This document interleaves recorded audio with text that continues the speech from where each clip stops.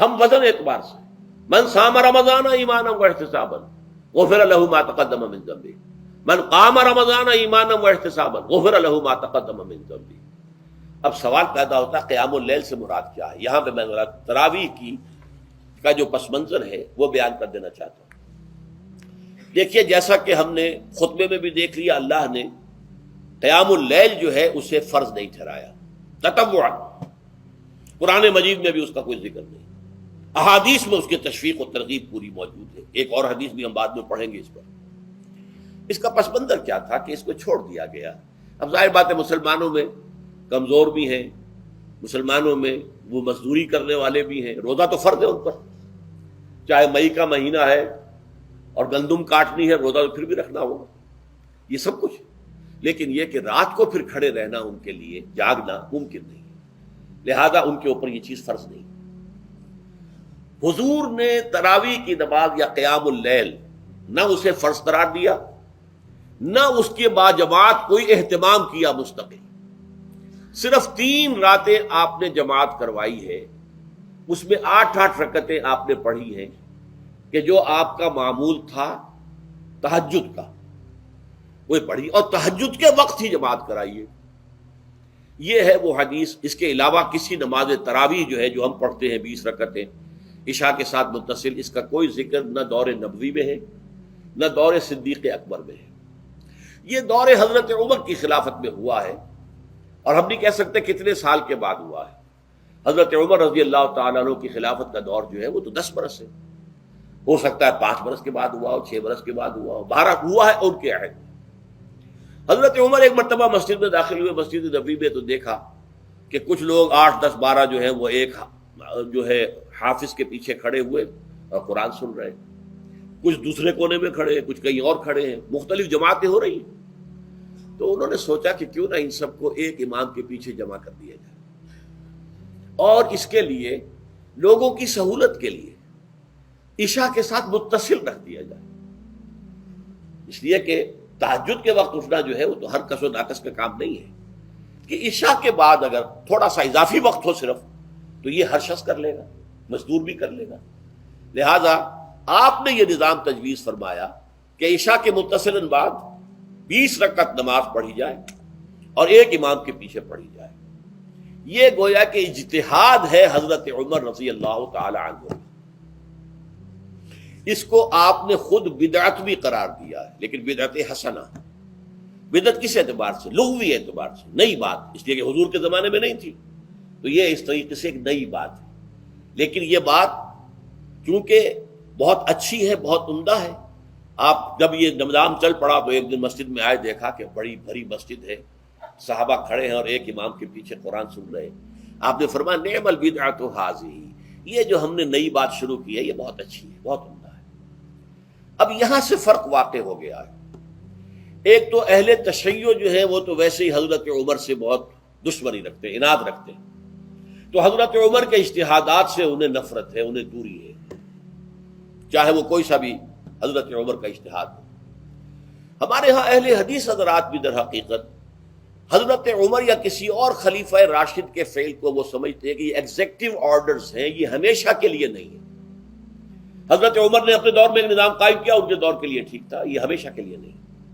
ہمیشہ کے لیے وہ 8 ہی رکعتوں کے قائل ہیں، وہ تہجد والے، لیکن اس میں بہرحال انہوں نے بھی خود یہ اضافہ کیا ہے کہ وہ 8 رکعتیں وہ عشاء کے ساتھ متصل پڑھتے ہیں، تہجد کے وقت تو نہیں پڑھتے۔ اور حضور نے تو صرف 3 روز جو ہے وہ کرائی تھی جماعت، وہ لوگ 30 دن یا 29 دن پڑھ رہے ہیں، تو اضافہ تو انہوں نے بھی کر دیا، وہ نظام میں تبدیلی تو ہو گئی۔ لیکن اہل سنت جو کہلاتے ہیں، ہمارے جو 4 جو ہیں، جو ہمارے مسلک ہیں، حنفی، مالکی، شافعی، حنبلی، ان کا اتفاق ہے اس پر حضرت عمر کا، کیونکہ ان کے سامنے اصول یہ ہے کہ حضور نے فرمایا علیکم بسنتی وسنت الخلفاء الراشدین المہدیین، تم پر لازم ہے کہ میری سنت کو پکڑو مضبوطی کے ساتھ، اور میرے خلفائے راشدین مہدیین جو ہیں ان کی سنت کو پکڑو۔ اس اصول سے یہ چاروں فقہیں جو ہیں حضرت عمر کے اجتہادات جو ہیں ان کو بھی پابندی سمجھتے ہیں کہ تمام عمر کے لیے، قیامت تک کے لیے امت مسلمہ پر ان کی پیروی لازم ہے، لہذا اس میں اجماع ہے۔ اور یہاں تک کہ یہ سب سے آخری جو اس میں مسلک پیدا ہوا ہے زمانی اعتبار سے، سب سے پہلے مسلک جو ہے حنفی پیدا ہوا ہے، پھر مالکی پیدا ہوا ہے، پھر شافعی پیدا ہوا ہے، اور پھر حنبلی آخری ہے۔ اور امام احمد ابن حنبل بہت بڑے محدث بھی ہیں۔ مسند احمد ابن حنبل جو ہے وہ بہت بڑی کتاب ہے، بہت اہم کتاب ہے، جامع کتاب ہے۔ تو ان کے ہاں بھی 20 رکعتیں ہیں۔ چنانچہ حرمین شریفین میں، سعودی عرب میں، مکے اور مدینہ منورہ میں جو نماز تراویح ہوتی ہے اس کی 20 رکعتیں ہیں، لیکن اہل حدیث حضرات جو ہیں وہ اس 8 کے اوپر اکتفا کرتے ہیں۔ بہرحال یہ ایک اختلاف ہے جو میں نے اس کا پس منظر بیان کر دیا۔ لیکن اس 20 رکعت نماز سے ادا کرنے سے، جو کہ زیادہ سے زیادہ 50 منٹ یا 1 گھنٹہ لگتا ہے، اس سے وہ قیام اللیل کا حق ادا نہیں ہوتا۔ قیام اللیل کا تو کچھ اور ہی تقاضا ہے۔ قیام کسے کہتے ہیں؟ یہ سورہ مزمل سے واضح ہوتا ہے۔ یا ایھا المزمل قم اللیل الا قلیلا نصفہ او انقص منہ قلیلا او زد علیہ ورتل القرآن ترتیلا۔ آدھی رات یا آدھی رات سے کچھ کم، یعنی تہائی رات، یا آدھی رات سے کچھ زائد، 2 تہائی رات، یہ ہے قیام اللیل۔ چنانچہ سورہ مزمل ہی کی آخری آیت جو دوسرا رکوع مشتمل ہے جس پر، اس میں صاف کہہ دیا گیا ان ربک یعلم انک تقوم ادنی من ثلثی اللیل ونصفہ وثلثہ وطائفۃ من الذین معک۔ اے اللہ کے نبی، اللہ خوب واقف ہے کہ آپ بھی اور آپ کے ساتھ ایک جماعت بھی رات کو کھڑی رہتی ہے، 2 تہائی رات یا آدھی رات یا 1 تہائی رات۔ تو یہ سارا معاملہ جو ہے قیام اللیل کا، گویا کہ کم سے کم 1 تہائی رات پر اس کا اطلاق ہو سکے گا، یہ نہیں کہ 1 گھنٹے۔ اب اس کے ضمن میں دیکھیے حدیث پڑھیے، تیسری حدیث ہے عن عبداللہ ابن عمرو ابن العاص رضی اللہ تعالی عنہ۔ یہ وہی عبداللہ ابن عمرو ہے جن کی میں نے آپ کو حدیث پہلے سنائی ہے۔ یہ ساری رات کھڑے رہتے تھے، پوری رات، اور ہر روز روزہ رکھتے تھے، جس پر حضور نے منع کیا، لا تفعل، مت کرو ایسا۔ رضی اللہ عنہما، یہ خود بھی صحابی ہیں اور ان کے والد عمرو بن العاص بھی صحابی ہیں۔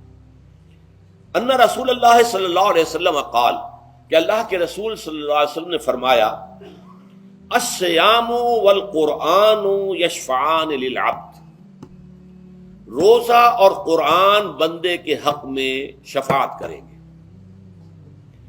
یقول الصیام، روزہ یہ عرض کرے گا اللہ کی جناب میں، اے رب پروردگار، انی منعتہ الطعام والشہوات بالنہار، میں نے تیرے اس بندے کو دن کے دوران کھانے پینے سے اور اپنی شہوت کا تقاضا پورا کرنے سے روکے رکھا، یہ میری وجہ سے روکا رہا، تو میری شفاعت اس کے حق میں قبول فرما، فشفعنی فیہ، میری شفاعت اس کے حق میں قبول فرما۔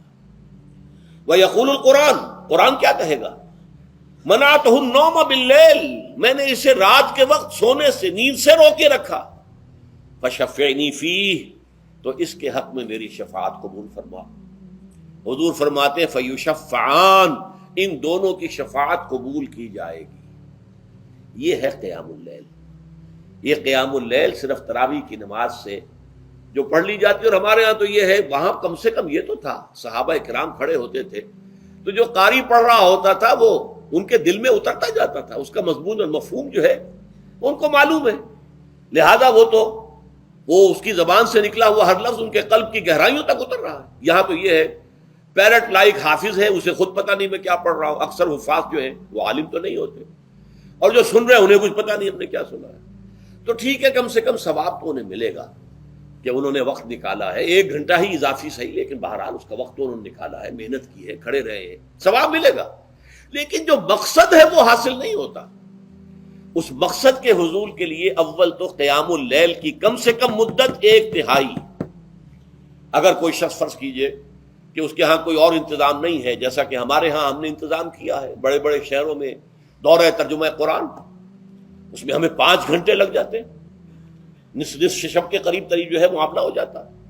اس میں کیا ہوتا ہے کہ ہر 4 رکعت سے پہلے جو اس کے اندر پڑھا جانا ہے حصہ قرآن کا، اس کا پہلے ہم مطالعہ کرتے ہیں بیٹھ کر، ترجمہ اور کچھ موٹے موٹے نکات کی جو ہے وضاحت، پھر کھڑے ہو گئے اور قاری صاحب کے پیچھے 4 رکعتوں کے اندر وہ 4 رکوع یا جتنے بھی ہیں پڑھ لی، سن لی، پھر بیٹھ گئے 4 کے بعد پھر اگلی 4 رکعتوں کے اندر جو کچھ پڑھا جانے والا ہے اس کا ترجمہ، اس کی تفہیم ہو گئی، پھر کھڑے ہو گئے، پھر سن لیا۔ اس طریقے سے 5-6 گھنٹے میں تراویح ختم ہوئی، تو تراویح بھی ہو گئی، حضرت عمر کے اجتہاد پر عمل بھی ہو گیا، 20 تراویح ہو گئی، لیکن یہ ہے کہ اس کے ساتھ جو اصل غرض و غایت ہے قیام اللیل کی وہ بھی حاصل ہو گئی۔ یہ ہم نے 17 سال پہلے شروع کیا تھا یا 18 سال پہلے، اور وہ انشاءاللہ اللہ کے فضل و کرم سے اب چل رہا ہے، بڑے بڑے شہروں میں ہو رہا ہے۔ لاہور میں جن مقامات پر ہو رہا ہے وہ تازہ جو ندائے خلافت ہے اس کے اندر آپ اس کی فہرست دیکھ لیں۔ کراچی میں تو اس سے غالباً 3 گنا مقامات کے اوپر وہ کام ہو رہا ہے، اور دوسرے شہروں میں بھی ہو رہا ہے۔ تو اس سے در حقیقت وہ غرض و غایت، وہ حکمت جو ہے پوری ہوتی ہے کہ یہ دونوں چیزیں پیرلل ہیں۔ من صام رمضان ایمانا واحتسابا غفر له ما تقدم من ذنبه ومن قام رمضان ایمانا واحتسابا غفر له ما تقدم من ذنبه۔ تو صیام اور قیام جو ہے ان دونوں کا حق ادا ہو جاتا ہے۔